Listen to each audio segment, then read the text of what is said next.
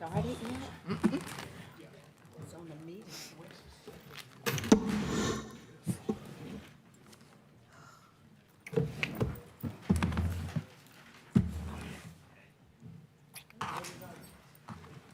I don't know.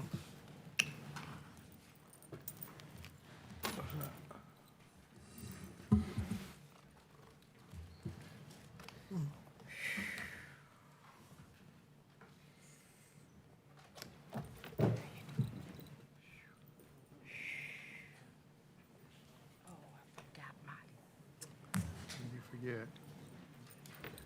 Ready? yes. No. I shouldn't need it. Call to order the special committee, the Finance Committee, to continue our discussion on the 2024 budget. Before we get started, I do want to announce at 6 o'clock this evening in this same room, the Finance Committee will have a public hearing on the budget. There, anyone that wishes to speak will have 3 minutes to speak. And that will take place after this is finished, or at 6 o'clock. We'll probably finish a little bit before then. With that, Mrs. Tesh, are you ready? Mr. Garrity, you want any opening comments? Good afternoon, Chairman Clark, Mayor, Mayor Pro Tem, members of the committee and council. Good afternoon.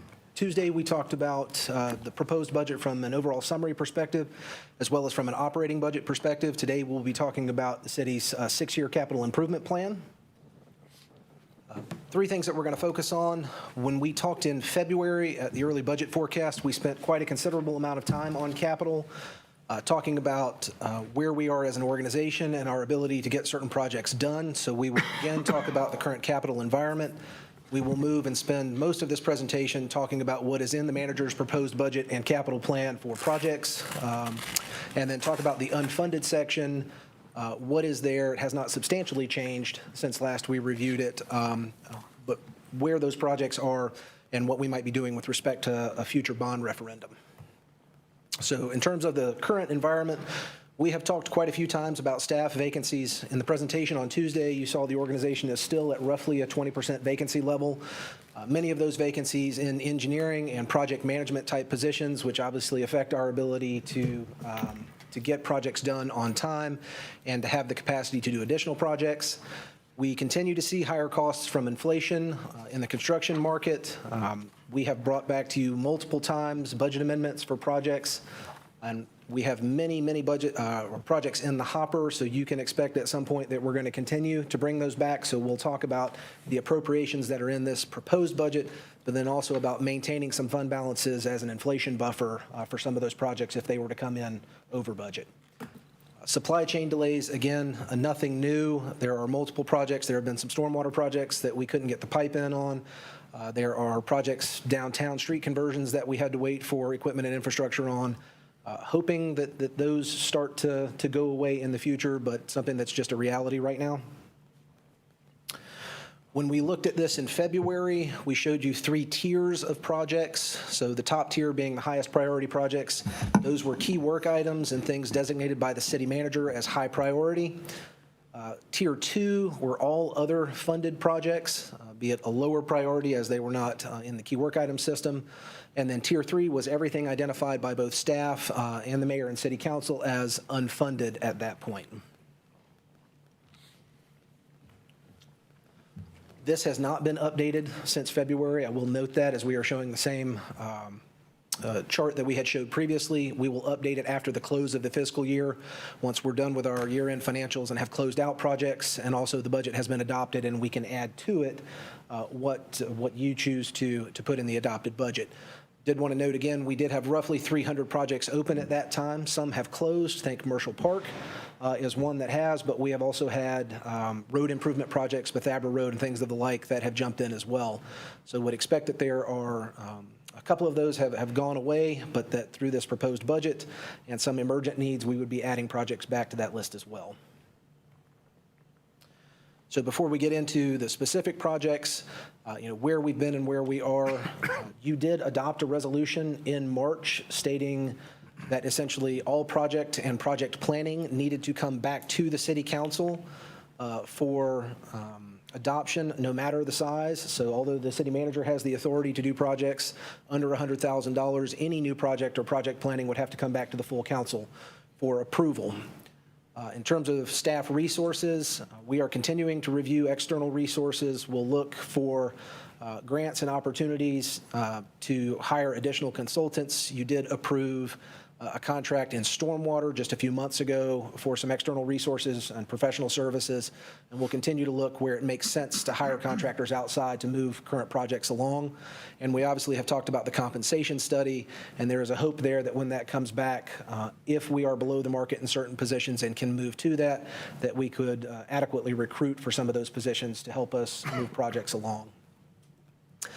In terms of current projects, this is the capital planning phase of budget development.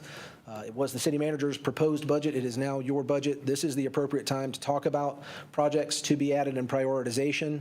And so it is within your scope to look at what the manager has proposed and any changes that you would like to make here in the budget workshops. I would also note, as we talked about, the projects do get added during the year, but per that resolution, they are only allowed to be added for emergency needs or emergent capital maintenance issues. So we're going to dive into the capital plan itself. A little overall summary information, particularly for those who may be watching at home. This is the 6-year plan. The first year in that plan is the capital budget. The following 5 years are simply the plan. They do change from year to year, but it is a reference guide as to where we begin the capital planning process next year. So you will, with the budget, actually adopt what is the first year of the capital plan. What is the capital plan used for? Generally, buildings, land, large infrastructure improvements, economic development improvements, things of that nature. So when we're talking about the capital improvement plan, we're talking about buildings and land, things with large value that have a useful life of 10 years or more. What this current capital plan does, we use a lot of our general government capacity, as you'll see with our 2/3 bonds, to address our most urgent maintenance needs. We will show you also what the Utilities Commission has recommended for both the water and sewer system as well as a solid waste disposal program. A lot of this is centered on maintenance of current assets. There are some improvement in quality of life projects in our livable neighborhoods area for recreation and parks. There is funding in here specifically per your strategic plan. We will talk specifically about a green infrastructure improvements program that is new to the capital plan this year and what it looks like for the 6-year window. And then again, we'll talk about the unfunded section, what the schedule might look like for a future bond referendum, and talk about where the debt service fund is right now. So the pie chart on your left is what would be this budget year, fiscal year 23-24, and the pie chart on the right is the entire capital plan or the 6-year window. So roughly $97 million worth of appropriations for the fiscal year 24 and just north of $426 million for the 6-year window. Just like we saw with the operating budget, the largest component of this is environmental health. The water and sewer fund, its capital needs take up a majority of our capital plan in terms of value. So when we see the resource side, you'll also see that it's the water and sewer resources that are driving the resource side as well. Looking at this in tabular format, again, you can see in the first column, $97 million in future years. That number is a lot lower. That is really driven, if you look at the healthy environment section, by one specific project in water and sewer. And when we get to that area, we'll take a second and talk about it. But it is a $40 million upgrade project at one of our wastewater treatment facilities. Would also draw your attention here. If you see specifically in safe and secure communities, you'll see this more on the revenue side, but areas where there's zero funding in a year, that's because of the funding source. There are some of these appropriations that we use 2/3 bonds for, and that's every other year. So we'll do an appropriation, and it's intended to last for 2 years until that cycle hits again in the next 2 years.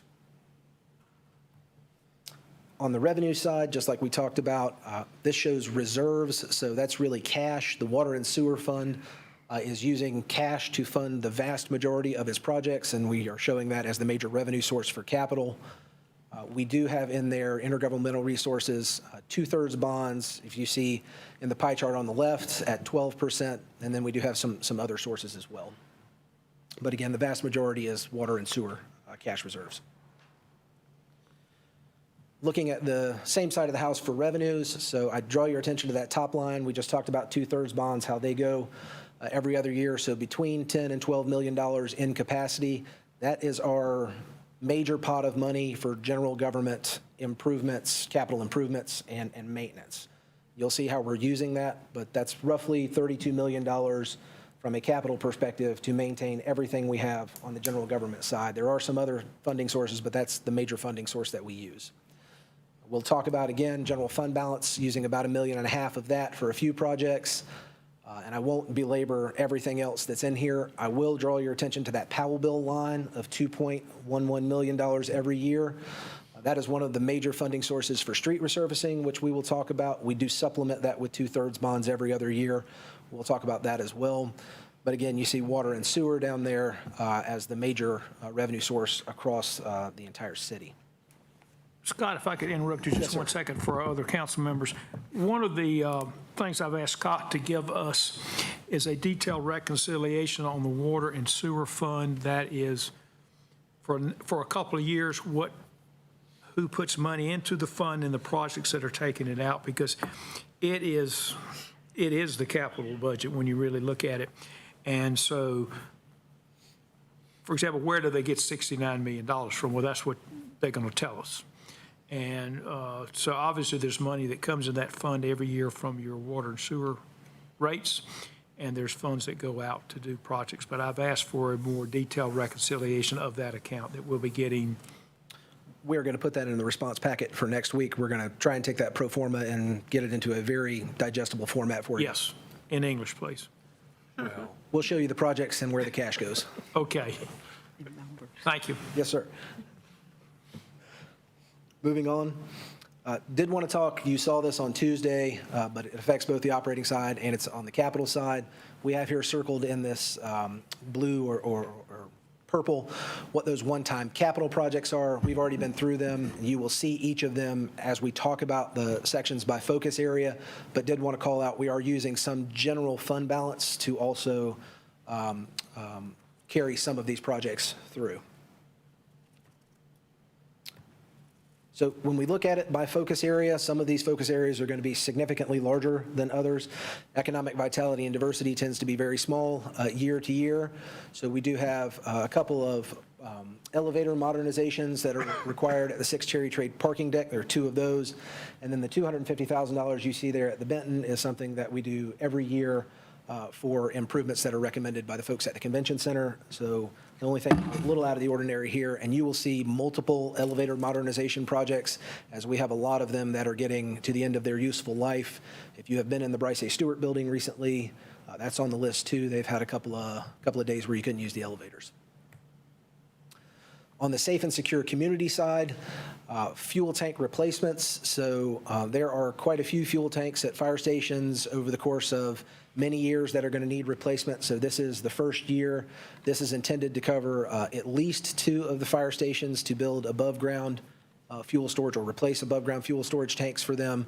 You will continue to see this, as I believe many of them are going to show up for the next 5 or 6 years as continued needs to replace as they've reached the end of their useful lives as well. We talked about this air compressor as part of the operating budget being funded by general fund, but this is something for the fire department to be able to refill their SCBA units or the self-contained breathing apparatus, which is the thing they put on the back when they go into homes that are on fire. We're going to call out specifically and talk about this police district station security improvement project. This is a new $1 million project that many of you haven't seen before, but we've got the next slide to talk about that. And then in public safety facility renewal, that money is also for an elevator modernization at the Public Safety Center. That project is actually a little more expensive than that, but we've got a balance, so we're just adding to the current balance to get to what we need.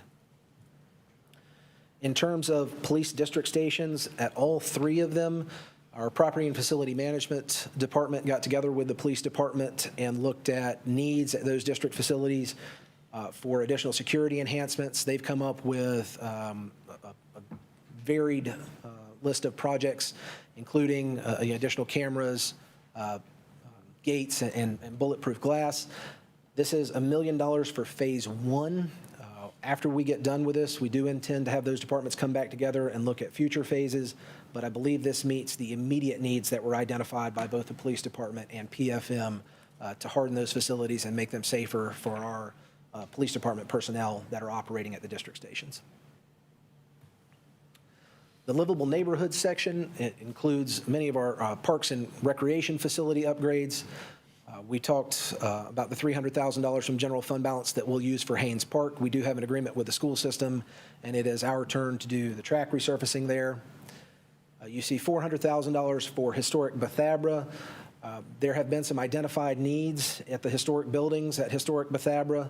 This money is not going to cover all of those needs. It is intended to cover a study to do very detailed cost estimates and begin to mitigate some of the highest priority issues there. So I do believe you will see additional information about this, those needs, and then potentially additional appropriations in future years as we plan out over the course of several years how to meet those needs. Mr. Tesh, Yes, ma'am. how does the Bethabra Moravian Park feel about a study? You know, some of the emails we get, particularly Councilman McIntosh and myself, since the park is in the north and the northwest, it seems to be, and it is, an immediate need to do something to save and prevent some of the buildings from collapsing and further deterioration. Do they know that we are talking about $400,000 for a study versus $400,000 to repair a building that's getting ready to fall? The whole $400,000 would not be for the study. I do think that we'll have to issue an RFP and figure out exactly how much that's going to cost us.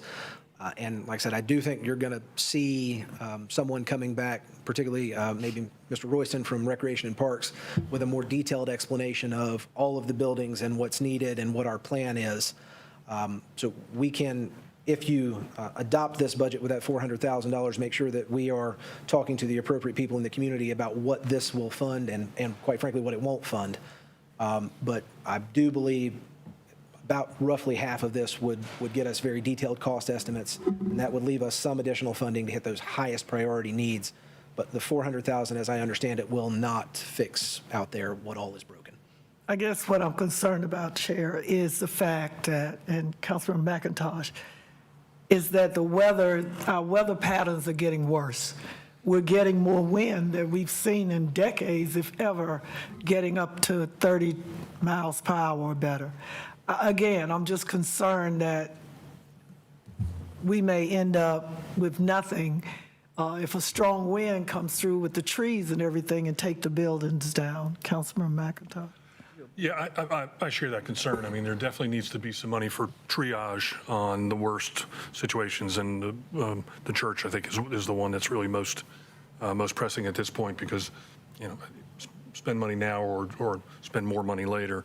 But I think then we have to have that honest conversation of what's the total bill to do it all and keep it all up, not just do it once, but pay for the ongoing maintenance so that we're not in this position again. That's a big number, and the community's going to have to grapple with that. So, I mean, we need to solidify things that are falling down right now, and then have that serious conversation about what it takes to do the job long term. And are you going to do any deep dives into any of these, or this is just a slide that shows the numbers? These are going to be at the summary level. If you have specific questions about projects, I will do what I can to answer them. Okay. Or we will get the details back in the response packet next week to you. Okay. Reynolds Park, what are we doing there? Bridges. The Reynolds Park Golf Course has a couple of bridges that are in need of replacements for both foot traffic and golf cart traffic. So that is specifically for bridge replacement. Thank you. Yes, ma'am. Well, highlight park security improvements. I have a slide for this. What that is specifically, we have talked with many of the council members about enhancements to our security cameras. This money, roughly $625,000 at 23 different facilities, would provide cameras, infrastructure, running the electricity, to have those in place for security purposes and such that we would have real-time access to that information and to that video. It's about $27,000 per location. We will see another project further down in service excellence, which is another $150,000, part of a multi-year project from our information systems department that looks at putting cameras in high value and high priority places as well. So you see a total in this budget of more than $700,000 for increased security via cameras. Scott? Yes, sir. Yes, I'm all for the cameras. I think we heard from the police last week that this is the Real Crime Center is looking toward more cameras in the city.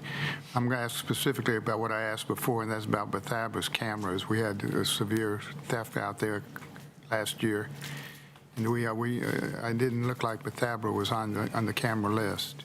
Was it covered last year? I will have to go back to the individual details that that department has given us and see whether or not it is a part of either something that's already been funded or one of these appropriations, and we will get that response back to you before The next maintenance week's storage facility out there is rather remote is the problem, and it would benefit from a security system. We'll take a look and get that response back to Thank you. So, Mr. Tesh, Yes, ma'am. does this mean that all of our recreation centers will now have up-to-date cameras in all of our parks? Or any of them, are all of them going to be taken care of with this? I will talk with the folks both in recreation and information systems and see where we have coverage for our recreation center facilities and pools. It's my understanding this should get our rec centers and pools, but I'm not sure about all of the other, when we say park locations, there are a lot of opportunities for cameras. We'll get you a more detailed report on exactly where they're at. Yes, sir. It pains me to admit that I might be thinking like an attorney, but would these help in the case of liability as well as safety? Liability issues, for instance, in the swimming areas? I think they potentially can, but there are also defenses that would negate liability on the part of the city, but certainly these will not hurt. Okay, thank you. Scott, one more question. Along the same line as Councilmember Larson and Scipio, will we be receiving a list of exactly where all of the security improvements will be and detailed information as far as cost for each location? For all 23 of these facilities, we have that information already. For the $150,000 that we'll talk about, we will bring that back as well. I don't know that we've identified those locations, but would definitely bring that back to the city council before moving forward with anything. Thank you. Yes, ma'am. There were a few other things on this list. Don't want to go down the rabbit hole here if we don't have to, but facility renewal we use for roofs and flooring and things of that nature. Facility lighting renovations, this is really a safety enhancement project, and so you see $500,000. The capital plan has all of the locations for that, but these are really for safety enhancements in parking lots and at rec centers and parks, and then the irrigation system at Rupert Bell as well. Quality transportation, this is going to be on multiple slides. Bridge maintenance, you funded through the LOBS package or limited obligation bonds package last year, money for several bridge replacements. We are diverting money from bridge replacement into, into bridge maintenance to try and extend the useful life of some of our bridges so that we don't have to replace them as quickly. And so TFO will identify and already has a list of those that are in the greatest need, and we will be using that money again to work on trying to get those bridges to last us a little bit longer before we have to replace them. The design is specifically for the old Greensboro Road Bridge that we know has to be replaced. We will have to come back at some point and identify the construction amount for that, but we have funded the design of the project in this year's budget. Going down through the full list here, I don't want to spend too much time on these, but we have a downtown signal project. I do want to note negative $56,000 looks a little unusual. We have a holding code where we put Greenway development money. That is just a signal that as part of the budget, we're using that money instead of adding to it. So you see the Salem Creek Greenway Gorge flooding construction project. That is 80-20 funded. The state's paying for 80%. So we are taking our 20% match out of that Greenway fund. do have a very large project for Overdale Road on the south side of town, $2.2 million to replace a road that has been severely deteriorated. And then street resurfacing, we have talked a few times about this, and I want to note both what's in this budget, but then also what's coming down the road a little bit further. The last contract that the mayor and city council approved was more than $7 million for street resurfacing. If you see this total amount, we expect the next contract to be roughly $8.5 million. That includes the lobs you have already approved. The next two fields there in the table, the Powell bill and 2/3 bonds, are what are in this budget. And then we have about $500,000 worth of existing balances that are left over. That would get us to about $8.5 million. After that, in 25 and 26 in the plan, you can see that we do not have nearly as much for street resurfacing. The cost of a lane mile of street resurfacing has increased roughly 40% in 2 years, so we need to increase funding by 40% simply to keep up with what we were doing previously. We will be coming back in the fall with a much larger scale report on our needs and some additional funding opportunities, including looking at increasing the motor vehicle privilege tax, which could get you between $2 and $3 million annually, specifically for street resurfacing.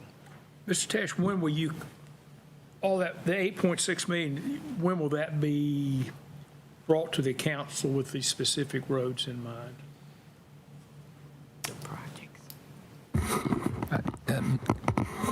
Mr. King is, good evening, Chairman Clark, Mayor Pro Tem Adams, Mayor Joines, and members of City Council. Mr. King is out of town, but he told me that he'll be coming back to Public Works later this summer with a specific list. Typically what we do is we identify those lists and talk to each elected official first, and then bring that forward. Thank you. Mr. Mundy. Thank you, Scott. The amount that we spent on street surfacing the prior year, have you said what that was?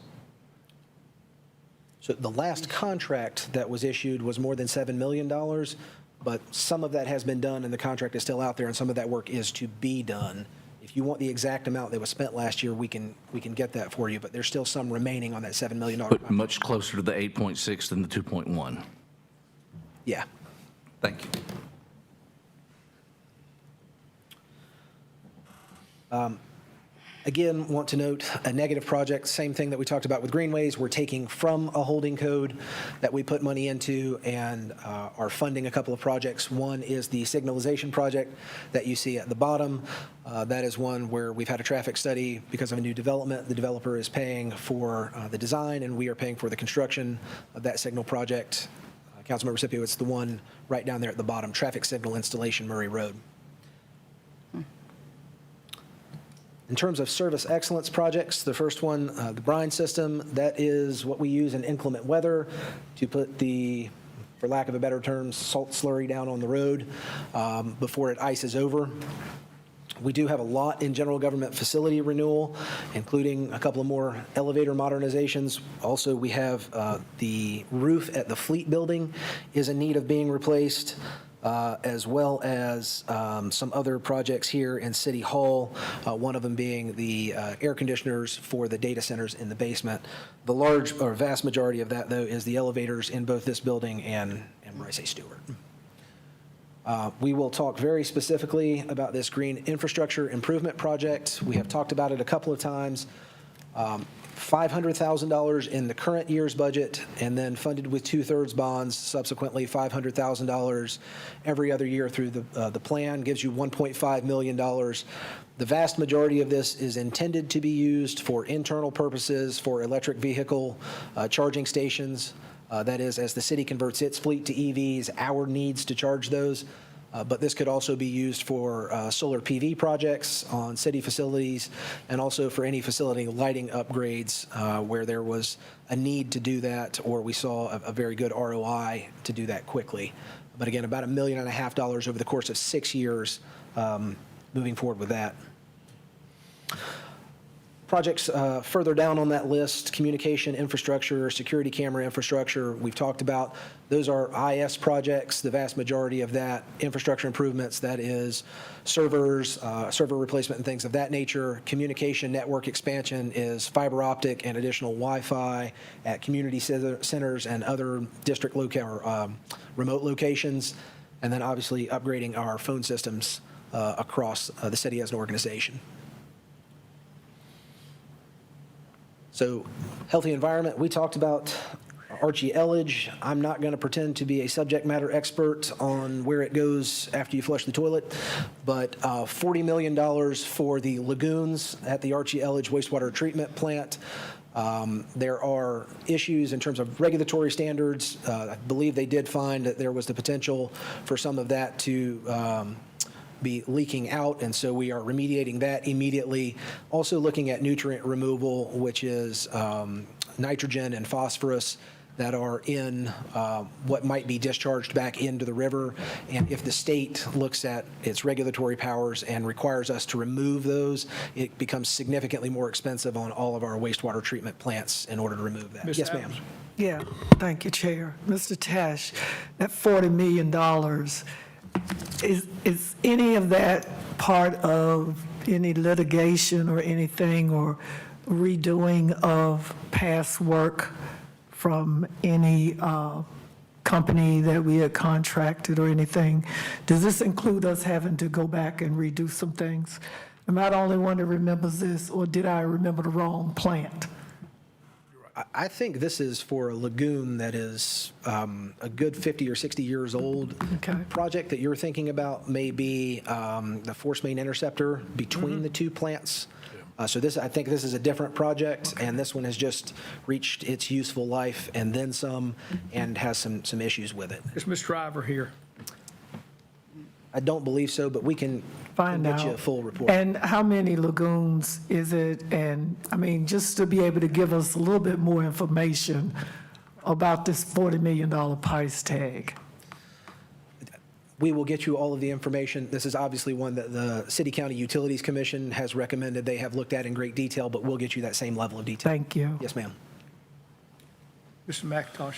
Is there any money in here for, we've heard a lot about potential regulation changes around PFAS, forever chemicals, Gen X, that kind of stuff. Right. That we currently meet the criteria, but we heard a lot of talk in Washington about upgrading or increasing those, decreasing those limits so they'd be much more difficult to meet.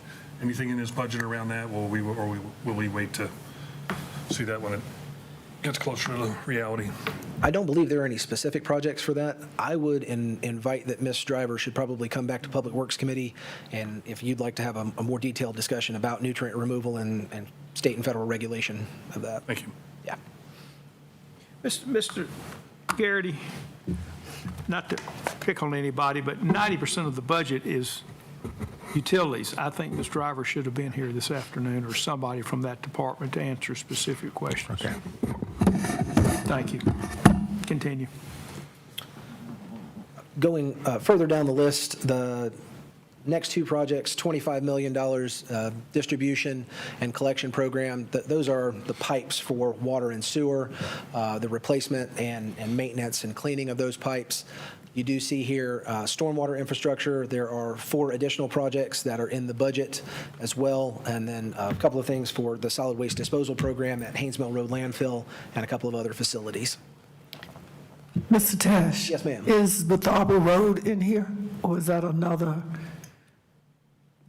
The Thabra Road is not in this. I don't know that we have the full cost estimate for that, and we would have to come back at the point that we knew about how much that was going to cost to do an amendment to the budget. Thank you. Yes, ma'am. I would comment, there are a lot of stormwater projects. I think it's over $30 million.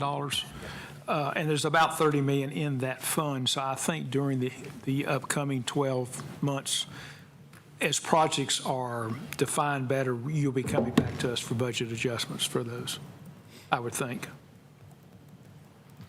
I believe there are a few projects that we would be coming back for, yes, sir. Yeah, thank you. That concludes what we have on what is in the proposal for the 23-24 capital budget. So we will move on to the unfunded section.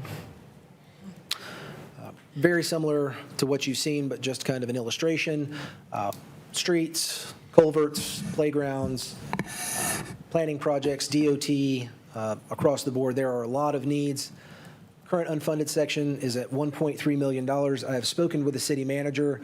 I do believe that in the not-too-distant future, we're going to take a look at the totality of these projects and probably remove those projects that we have no intention or no capacity to do in the next 10 years. This is a 6-year plan, and most of what you see in that quality transportation area is, there's no way that we would ever fund or get it done. That's 1.3 billion. Yes, did I say million? I'm Yes. sorry, 1.3 billion. It was more than $1 billion of it in transportation itself. Did Yeah. not mean to sell it 1,000 You can times. take the streetcar Yeah. out. The streetcar has been removed this year. So in kind of a little more detail, how does that break down? $500 million for sidewalks. Again, the city cannot build $500 million worth of sidewalks in 6 years. So this is an area we're going to look at what are the priority sidewalks and the ones that should be funded, and those are the ones that will remain in the plan in future years.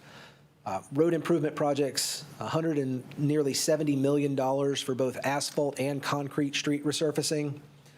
And then other road, bike, and pedestrian improvements over there for $30 million as well.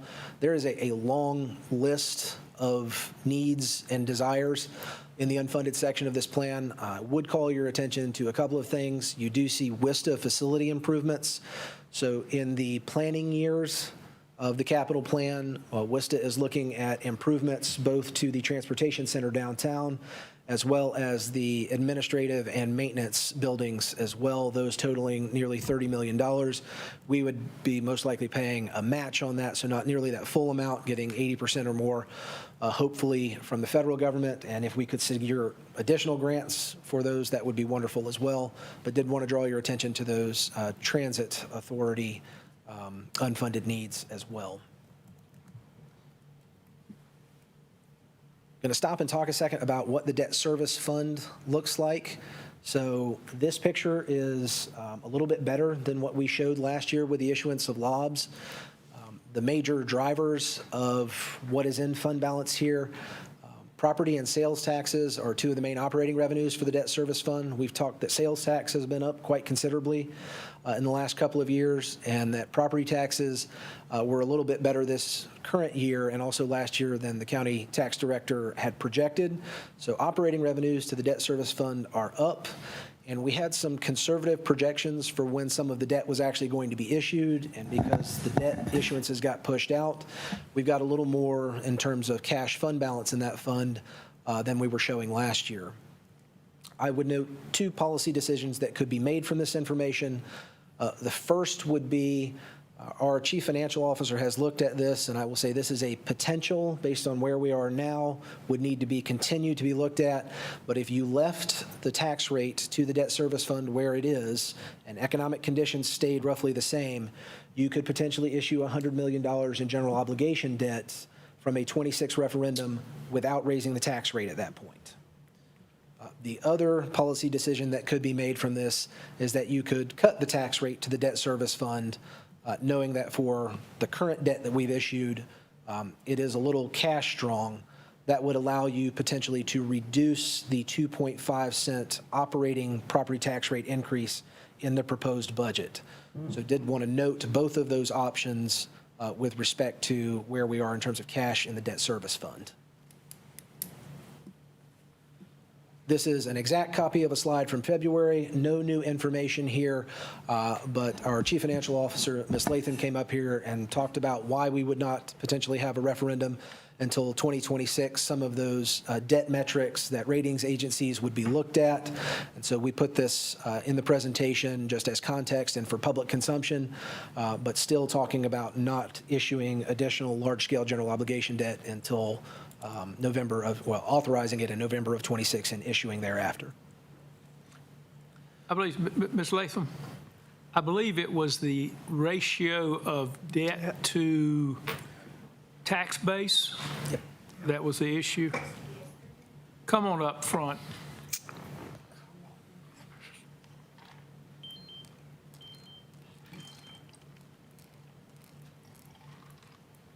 Good afternoon, Chair Clark, Mayor Joines, Mayor Pro Tem Adams, and members of City Council.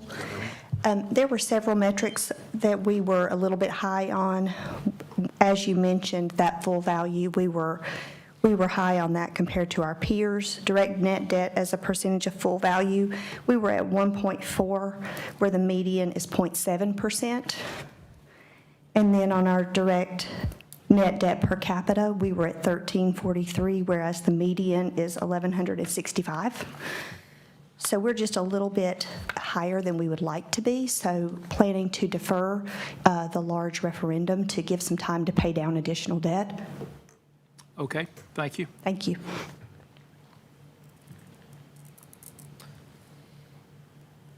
Not spending too much time as we talked about this, an early budget forecast, but what could potentially a future referendum include?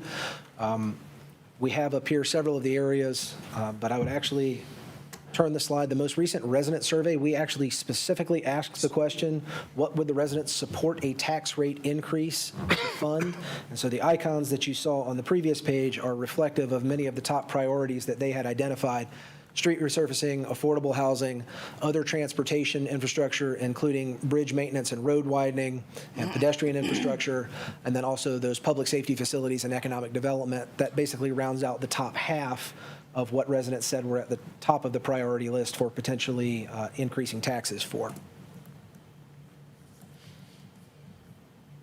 We are still quite a bit away from November of 2026, so there would be a decent amount of process where we would look at updating the strategic plan and council's priorities, having a staff update of unfunded needs that are realistic, moving forward to potentially having a citizen group look at those and provide you a recommendation of what the general population thinks is the top priorities here in a year or two, and then bringing that back in calendar year 26 for approval and then a referendum potentially in November.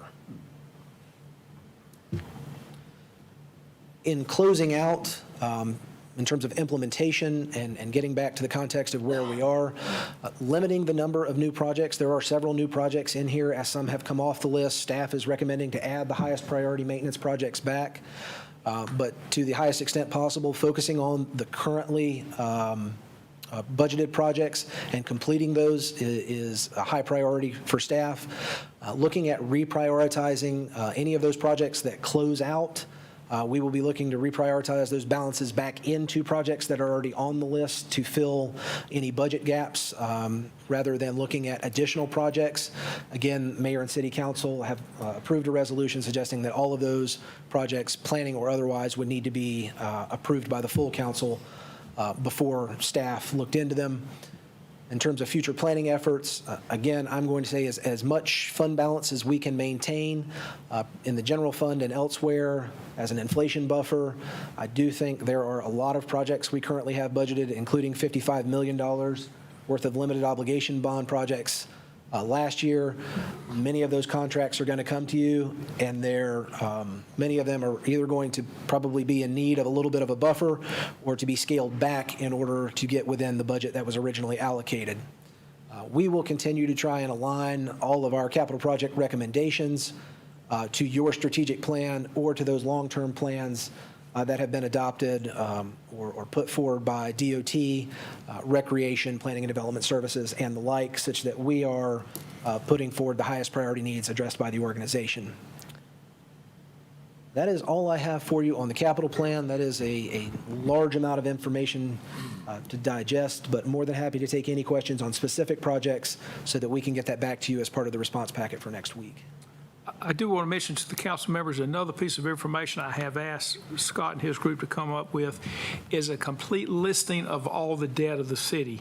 You have in this book the general obligation, but that's just part of the story.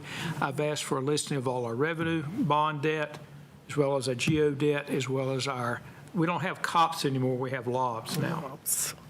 All the LOBs, and if there's anything else out there. So we'll have a complete listing of all our debt, the interest rate we're paying on it, and maturity and that type of stuff. The GO is part of the story, but not all the story. Yes, sir. Just a comment. Scott, thank you and your staff, city staff, for putting together, again, an excellent summation. It's deep. I know we all got to get into it a little bit more to ask specific questions. I've got specific things I want to ask, but I'll ask those to you offline to get the response back. And I think it's really good to have this conversation about what we think we need versus what the citizens are willing to fund. And it's important for us to take a look at what we can pull off the list and what truly are our priorities as a council, so that things are getting done that the council has set as priorities, not individual council members. So that's a conversation we need to have, and I know we will. So thank you. Mr. Tesh, budget concept question. Okay. All project slides, or a lot of them do at least. Do we take into account any of that? And my best example is the 2014 project to widen Metal Arc Road, which is still in progress. Do you take into account the realities of the world in here, or do you simply budget the year we think we're going to spend it? We are doing our best to put inflation buffers in there for the years we think that project is going to be awarded in. So if a project slides multiple years, that is prime for us to come back and either scale the project back slightly or ask for additional funding, particularly as inflation goes up. But in the capital plan, we do include in each of those out years, we're showing a number that is inflated for each of those years. Okay. Second question, and I'll address this city manager. We're having a comprehensive salary study being done or to be done. Mm-hmm. It's going to come back with some recommendations. And I suspect one of the reasons we're short in certain areas, IT, engineering, wherever you want to pick, it may be a salary issue.